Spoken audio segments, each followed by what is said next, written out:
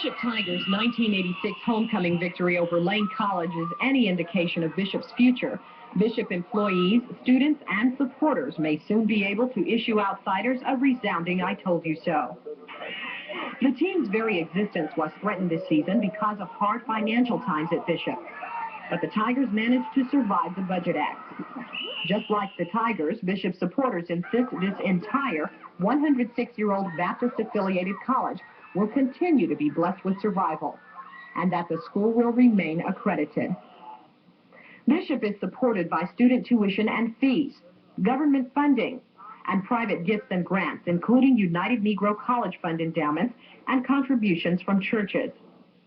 But the contributions have not been generous enough to meet Bishop's budgetary needs. The college is about $6 million in debt.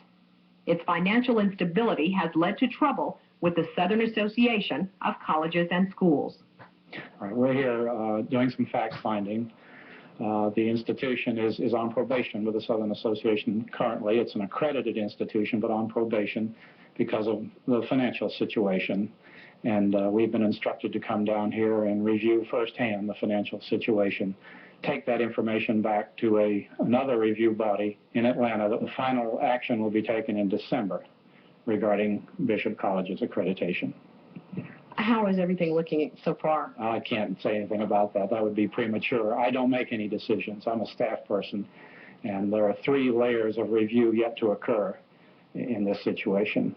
I think, from what I can gather, that prior to our efforts this fall, perhaps it was just a thing going along, waiting for the ultimate decision to drop. Being nice and letting things ride, end quote, that ride. Now I think the accrediting agency, and far be it from me to presume to speak for them, but I think that at this point it is a question of whether do we drop Bishop or not. There have been some, I think, very positive signs of progress, and the association is reacting to it. That is through their Committee on Standards. Dr. Levi Watkins, Bishop Emeritus of Alabama State University, was called to Bishop in the early fall to fill in for outgoing President Wright Lassiter Jr. Watkins brought with him 49 years of college experience, most of it in administration. I think a major problem is, as we've all heard, pretty widely known, has been one of money management. I think it would be unfair to say that, question anyone's integrity or the integrity of any of the several administrations before me. I think that it is obvious that there has been some, for want of a better word, let's say mismanagement, or that the financial affairs of the institution might have been better managed. And as a result of the way in which things were done, there has been, or there is, an accumulation of problems that go back to money, and because they are so widely publicized, too many people, in my judgment, jump to the conclusion that things are not just right down the Bishop, and that undermines public confidence. And that has been, in my judgment, the #1 problem. First thing I did was to work, as you said earlier, some 18 hours a day, round the week, right on through, to get at the very bottom of the problem. When I got at the bottom of the problem, what I call the bottom, got down to solid dirt, it meant then and said very clearly to me that this institution hadn't operated with a budget. It may have had one, but nobody followed it, or that's the evidence I found. So then the first step was, and still is, to develop a good, solid budget in which every dollar counts for a dollar, 100 cents I'm talking about. A budget so well constructed that every spending officer would, in a sense, be a budget officer, so clearly defined that every budget officer and every person interested in the public could see and trace a dollar through the Bishop's structure. Operating an institution like a business. Comer Cottrell, president and owner of Proline, one of the largest black-owned corporations in the country, is the acting chairman of the Bishop Board. He, too, holds that historically, Bishop has not required accountability of the people who manage the money. We find a lot of things daily that have just been almost criminal in the way they've been handled or mismanaged. And that's a major concern. Such as? Well, the fact that withholding funds have been withheld from the employees, and those funds have been never deposited with the Internal Revenue. Others have not been deposited with the employees' insurance programs. Those are fiduciary responsibilities of the administration and also the board. What I think is going to ultimately have to happen is we're going to have to overcome the religious politics of these schools, the Methodists and the Baptists and the Presbyterians and the other Christian denominations that have these little colleges with 200, 300, 500 enrollment, and they cannot generate the necessary revenues. Bishop College is ideally located. It has one of the most beautiful campuses of all the colleges, and it's in a major city.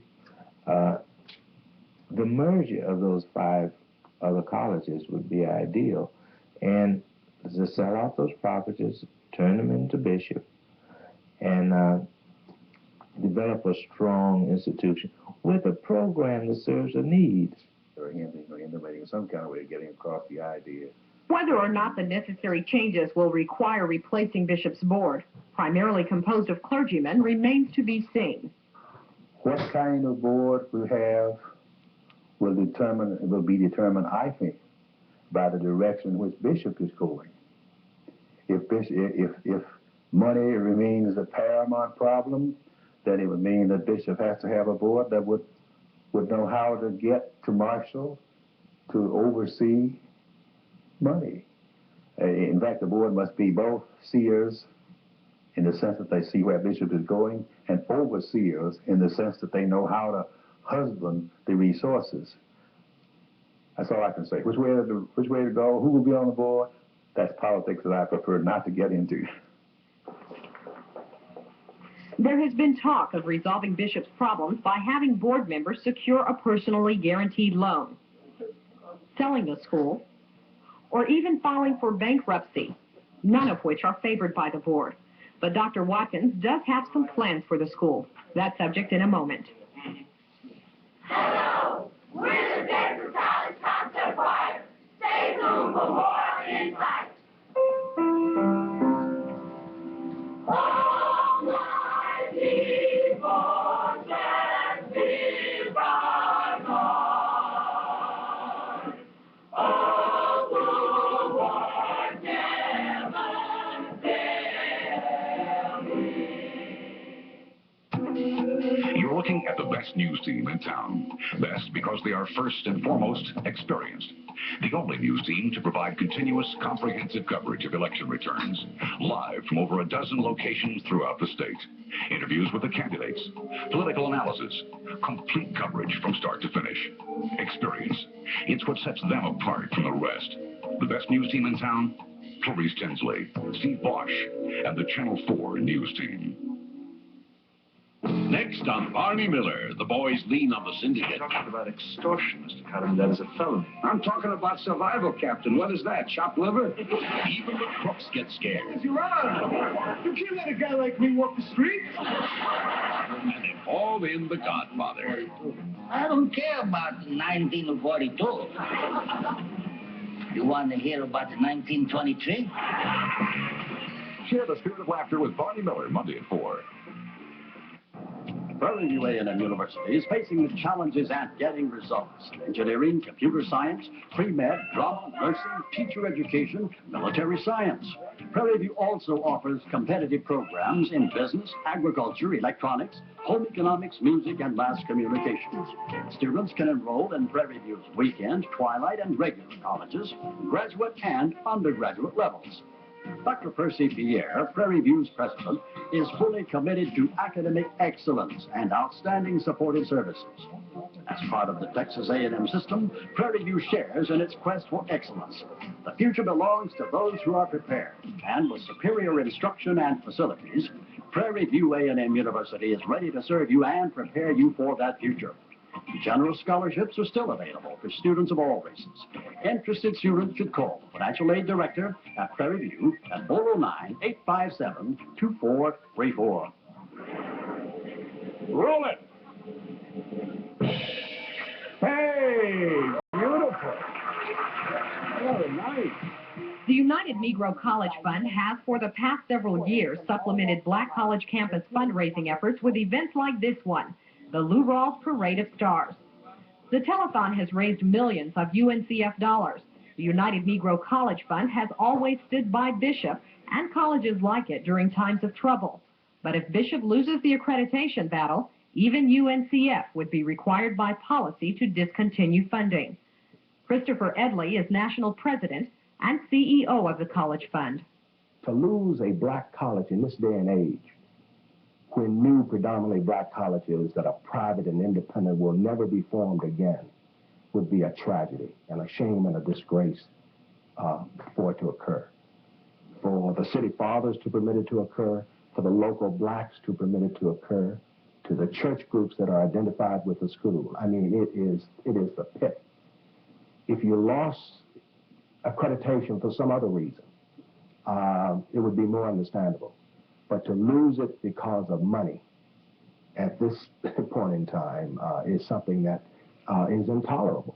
We will do all that we can at the College Fund to try to prevent that, and I hope that, you know, everyone in greater Dallas and in Texas will be doing all that they can to prevent it from happening. Without accreditation, some Bishop students would find it much more difficult to get financial aid. Some would be stuck with non-transferable college credits, a prospect most students refuse to consider. I feel that Bishop's not going, you know, accreditation and stuff. I trust in the Lord. I know the Lord, if the Lord keeps the school open this long, he's going to continue to keep it open. And I feel that if they close this school down, most of us will have no place to go, because most of us don't have the grade point average that another school will accept us. But even though we have low grade point at Bishop accept us and gave us a chance to, you know, do our get into the class and academics, and we'll grow more from Bishop because it's a private school, and the teacher gives you more attention so that you can grow more in the learning process. Not even the vacant campus buildings standing in disrepair or long periods with unkept grounds have managed to run dedicated students or faculty and staff members away. Their interim president, Dr. Levi Watkins, has helped keep their hopes alive with appeals to alumni, churches, the community, and to the media for help. He has also spent a great deal of time convincing Bishop creditors that their patience, if continued, will be rewarded.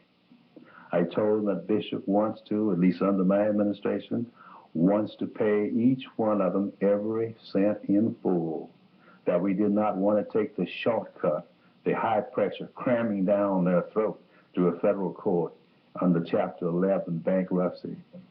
There has been not unanimous, but the predominant prevailing sentiment has been, we're with you, Dr. Watkins. We'd be glad to help you. And that's been particularly encouraging for me. Watkins says the next step is to see that new budget procedures are properly implemented and maintained. He chooses to discount rumors that this is a losing battle, that there is some conspiracy to see Bishop fail. Nobody wants to put Bishop out of business, I don't think. Now, I've heard that there are folk who would like to do that. I've heard people say, oh, just go to bankruptcy. and pay off under a court order. But then let's remember this: if there is no bishop, there's nobody to pay the debts. If there is a bishop here, and if that bishop is accredited, then it may be a little bit longer, but the fellow who is a creditor out there can look forward to being someday paid in full. With all of the bad news circulating these days, one might wonder if there's anything going right for Bishop. In a moment, we'll show you why Bishop and other black colleges feel their tradition should be preserved.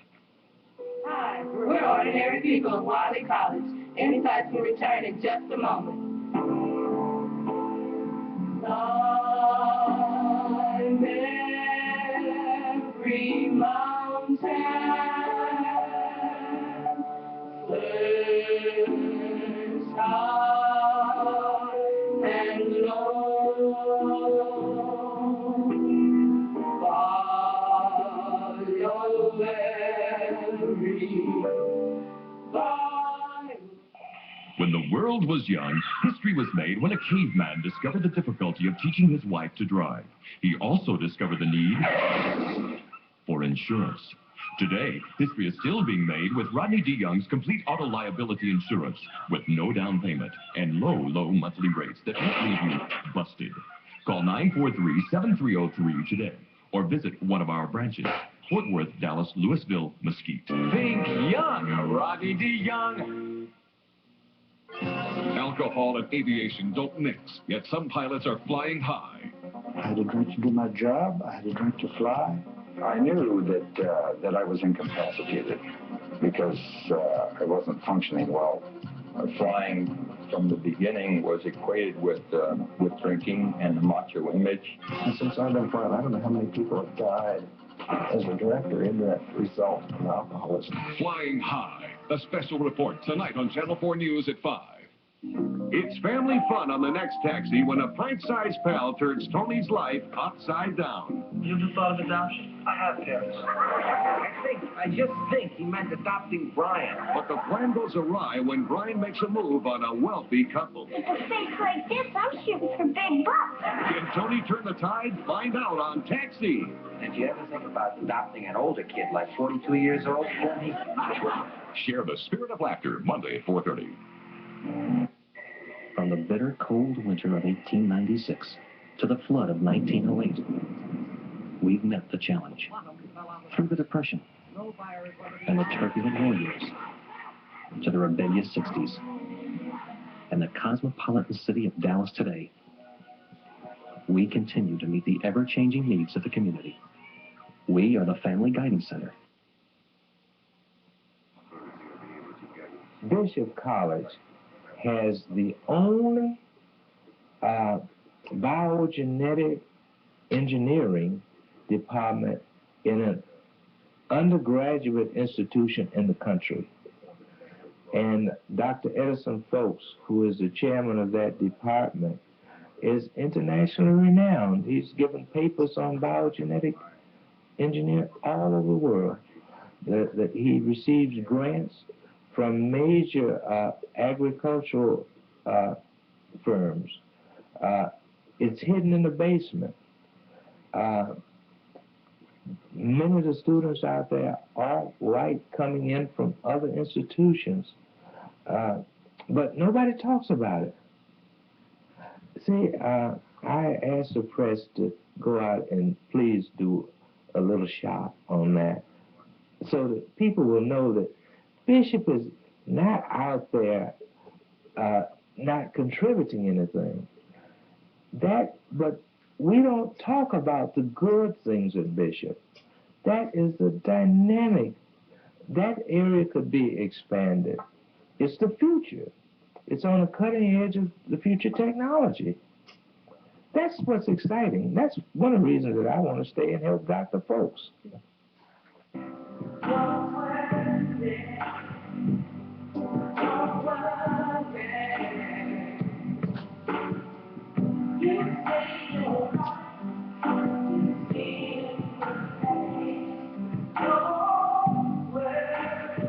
Religion is a stronghold on most UNCF college campuses. Like here at Wiley College in Marshall, Down by the riverside, down by the riverside, down by the riverside. And at Texas College in Tyler. Both of these East Texas schools have anywhere from 500 to 600 students. Both are Methodist affiliated, and both, like most of the 43 UNCF colleges, operate on break-even budgets each year. Dr. Earl W. Rand, the new Wiley president, has been called out of retirement from one of the nation's most financially stable UNCF colleges, Jarvis Christian College in Hawkins. Dr. Rand, himself a product of black schools, emphasizes that although Wiley caters to students who usually could not qualify for enrollment at larger institutions, it does not lack the educational quality of larger schools. I don't feel basically that I got an inferior education. The very fact that they could take me out from between two creeks over there in the bottom, in Bayou Bottom, and mold me into whatever I am now, because that was the base. I feel that they made a significant contribution, and they're still making those contributions today. When you're taking dictation at 50, 60, 80, 100... Among its assets, Wiley boasts exceptional instructors, including Mary G. Crawford, who has been honored as the Texas Business Association's District 8 Outstanding Collegiate Business Education Teacher of the Year, and the Piper Professor of 1986, which means she's among the cream of the crop among both small and large institutions. And many times in small colleges, people think that the only excellent teachers are in the large universities. And I think it says that teaching excellence was found in a small institution. Now, many people who are out there watching right now are going to say, well, why would someone of that caliber remain at a small college? Why not go to a big place where you can receive a lot more recognition? That, I have been asked that many times, why have I stayed at Wiley College for this time? But I think I know I fell in love with the students. I feel that I have a mission and that I should be where I can carry out or carry on that mission. Students come to us needing help of various kinds. And in a small situation, by small I mean not large numbers as a university, we can give students individual attention. For example, I am asked by students to counsel with them in a myriad of problems, not only my academic classroom problems, but they come to me with their personal and other problems, which means that they count me not only as a teacher, but as a friend. Tuesday is Junior Day, and that's always a red and white. UNCF schools give students like these government association members at Texas College greater opportunities to assume leadership roles than do larger institutions. Texas has been fortunate enough to balance its budget each year, but college president Dr. David H. Johnson and other UNCF presidents say it is difficult in these hard economic times to avoid problems like those currently plaguing Bishop. It could happen to any UNCF college. You know, this all depends on how things fall in place. We are doing what we can to guard against it, but we have no guarantee that it won't happen here, nor is that, and of course that is also true at other colleges, UNCF colleges across the nation. We're doing everything we can to avoid it. Meanwhile, the black college community continues to pull for Bishop College for many more years of Bishop's successes and for the chance that many among us will become part of the solution. How much of a chance do you have for survival at this point? And by you, I mean Bishop. I would say right now it's better than 50. That depends on the goodwill we find in this community. Perhaps there's enough goodwill to make for another Bishop homecoming victory, like the one in 1986.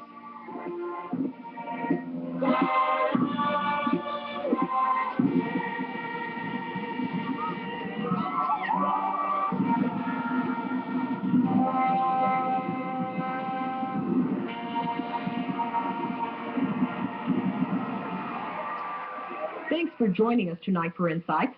We'll leave you this evening with a rendition from a special Texas College choir. Down my burden, down by the riverside, down by the riverside, down by the riverside, down by the riverside, to study one on one. I go study one on one, go study one on one, go study one on one. Steady one more, steady one more, steady one more. Gonna lay down my sword and shield down by the riverside, down by. We're late for the meeting. My car or yours? That question has to be asked him, and I felt there should be a delegation, because I think for you to sit there and try to assume that it was